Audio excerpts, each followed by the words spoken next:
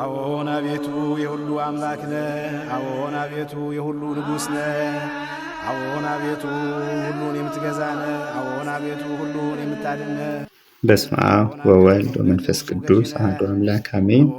የሐዋርያው የቅዱስ ጳውሎስ መልእክት ወደ ገላትያ ሰዎች ምዕራፍ 4 ከቁጥር 1 ነገር ግን እላለሁ ወራሹ ሕፃን ሳለ ለሁሉ ጌታ ሲሆን ከአገልጋይ የሚለይ አይደለም።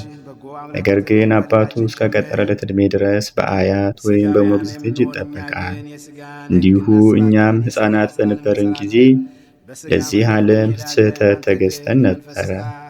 ነገር ግን ቀጠሮ በደረሰ ጊዜ እግዚአብሔር ልጁን ላከ፣ ከሴትም ተወለደ፣ የኦሪትንም ሕግ ፈጸመ፣ እኛ የልጅነትን ክብር እንድናገኝ በኦሪት የነበሩትን ይዋጅ ዘንድ ልጆች እንደመሆናችሁ መጠን እግዚአብሔር አባ አባቴ ብላችሁ የምትጠሩበትን የልጅነትን መንፈስ በልባችሁ አሳደረ። እንኪያስ እናንተ ልጆች ናችሁ እንጂ ባሮች አይደላችሁም። ልጆች ከሆናችሁም በኢየሱስ ክርስቶስ የእግዚአብሔር ወራሾች ናችሁ።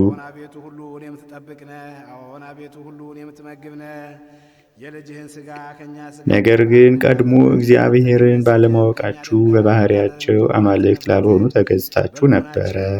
ዛሬ ግን እግዚአብሔርን አወቃችሁት፣ ይልቁንም እርሱ አወቃችሁ።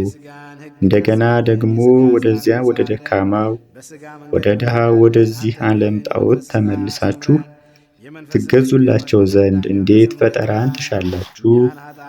ዕለትንና ወርን ጊዜንና ዓመታትን ትጠብቃላችሁ። ስለ እናንተ በከንቱ ደክሜ እንደሆነ ብዬ እፈራላችኋለሁ። ወንድሞቻችን ሆይ እኔ ደግሞ እንደ እናንተ ሁኛለሁ፣ እንደ እኔ ሁኑ ብዬ እማልዳችኋለሁ።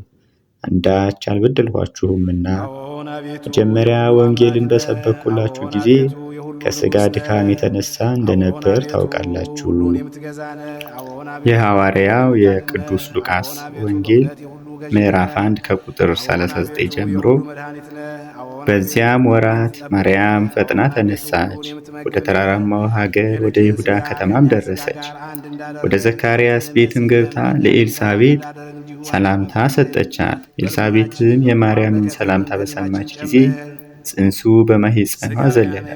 በኤልሳቤጥም መንፈስ ቅዱስ መላባት። በታላቅ ቃልም ጮኻ እንዲህ አለች፣ ከሴቶች ተለይተሽ አንቺ የተባረክሽ ነሽ፣ የማኅፀንሽም ፍሬ ቡሩክ ነው። የጌታዬ እናት ወደ እኔ ትመጪ ዘንድ እኔ ምንድን ነኝ?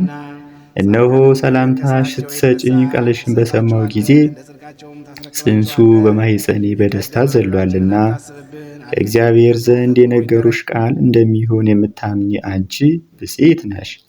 ማርያምም እንዲህ አለች፣ ሰውነቴ እግዚአብሔርን ታከብረዋለች፣ ልቡናዬም በአምላኬ በመድኃኒቴ ሐሴትን ታደርጋለች፣ የባሪያውን ትሕትና ተመልክቷልና።